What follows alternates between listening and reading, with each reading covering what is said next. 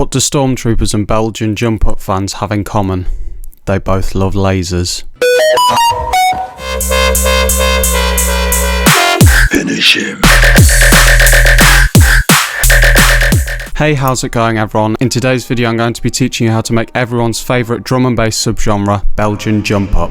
I'll be teaching you how to make 3 essential basses, including the melodic bass, the stab bass, and most importantly, The laser bass.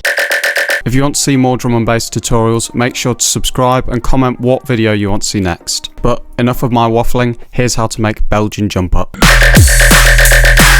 First of all, we need to get some absolutely thick drums. Belgian jump-up often uses drums which are pretty similar to those found in dubstep, so I grabbed this snare and layered this clap over the top.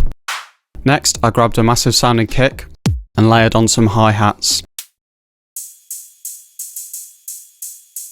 In order to get all these drums sounding as massive as possible, I routed them all to a drum bus and used the plugin Standard Clip to push them extra hard. Then we can arrange our drums into a lovely pattern, just like this.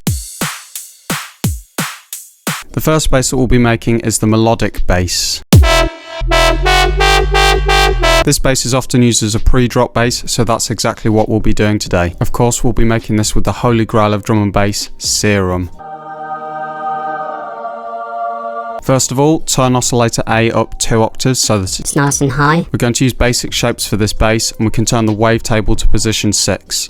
Turn on oscillator B, set it to basic shapes, but leave it on the sine wave, and turn this oscillator up 1 octave. Make sure you turn the random down for both oscillators. Next, we can make a beautiful LFO shape that looks something like this. Set the LFO to envelope mode and set the rate to a half triplet. Turn the smooth up to 73 or thereabouts so that we don't get any kind of clicking noises. Next, turn down the level on both oscillators A and B and assign the LFO to them, but only to 50% on both. You should also turn on the sub oscillator, turn it down 2 octaves and assign LFO 1 to this at 50%. In terms of filtering, we're going to keep with the default MG Low 12 filter. We can turn the drive up 1/4 of the way, turn the cutoff down and assign LFO 1 to the cutoff up to 75. Finally, add some portamento and set this to always. For the effects section, I use hyper dimension with the mix on the hyper all the way down, the size on the dimension all the way down, and the mix on the dimension set to 20%. Next, I added some distortion. I set this to diode 2 with the drive at 35% and the mix all the way up. Finally, I added an EQ with LFO 1 modulating the low frequency, which is set to a low cut filter, with the LFO modulating it to 14% and a Q of 54. I added a top end boost with the frequency around 2040 Hz, a Q of 60 and a gain of about 6 dB.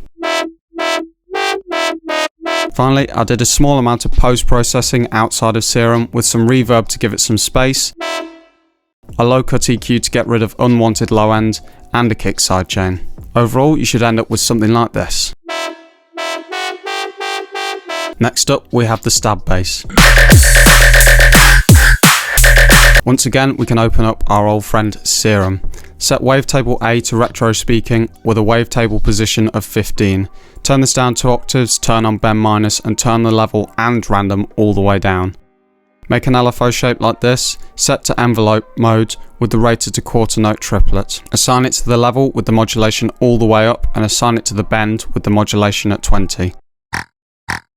Next up, we can add some effects. Add some distortion with diode 2 with the drive at 56. Add a phaser and turn down every setting apart from the mix, which should be all the way up, and the frequency, which will have at about 63 Hz. This is something that you can change depending on the kind of sound you want for your bass.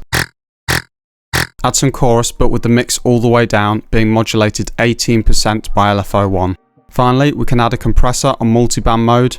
I use this to add a bit of gain as well. I added about 3.5 dB. In terms of post-processing for this bass, there's a lot going on. Added a formant filter to start getting the bass sounding more vowely. I then added some reverb, but with an incredibly short time, just to add some space to the sound. Next, I used my favourite distortion plugin, Trash 2, to make the bass sound extra gritty. After that, I used the Effector plugin, which is built into FL Studio. I turned off bypass, turned it to phaser mode, and you settled on this setting. I also turned down the mix on this to 35% in the FL mixer. Finally, I used standard clip to drive the sound even more, as well as an EQ to get rid of unwanted low end and a limiter for some kick sidechain. Overall, you should have something like this. Last but not least, we come on to the famous laser bass.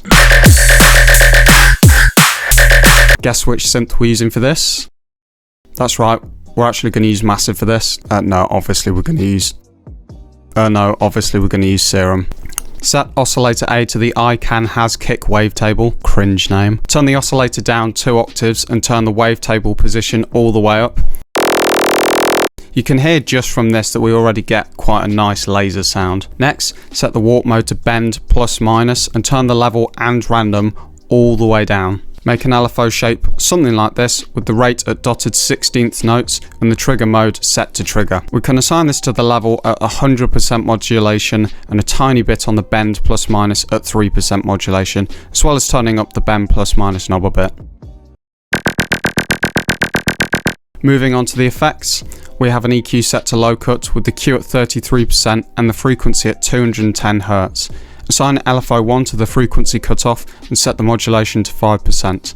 Finally, add some tube distortion with the drive at 25% and the mix on full. Funnily enough, the post-processing for this bass is actually almost identical to the post-processing for the stab bass. If we duplicate the effect chain for the stab bass onto the channel for the laser bass, all we need to do is change the formant filter setting and the position of the phaser effect in Effector. That should give us a bass which sounds something like this. Next, we'll be adding some finishing touches to take this from a random collection of basses and drums to a proper drop that the Belgians will be proud of. First, I made a sub bass in Serum to layer underneath the main basses. Next, I made a pattern for the melodic bass. This will be the first part of our drop before the switch, so I placed it at the start, along with a kick, as well as a hat loop that starts halfway through. I also added a reverb to the melodic bass, but automated the mix amount so that it builds into the switch. Next, I made a main bass pattern using both the stab bass and the laser bass with a sub layered underneath.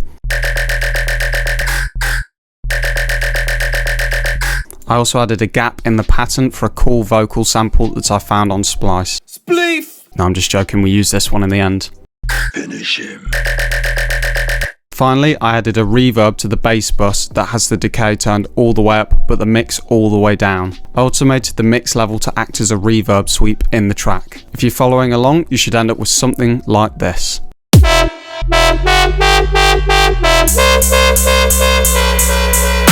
Finish him. If you want to grab the files from this tutorial, as well as other drum and bass samples and presets, make sure you check out the links in the description. If you want to see more drum and bass tutorials, make sure to subscribe and leave a comment for what you want to see next time. Thank you for watching, and I'll see you in the next one. Goodbye.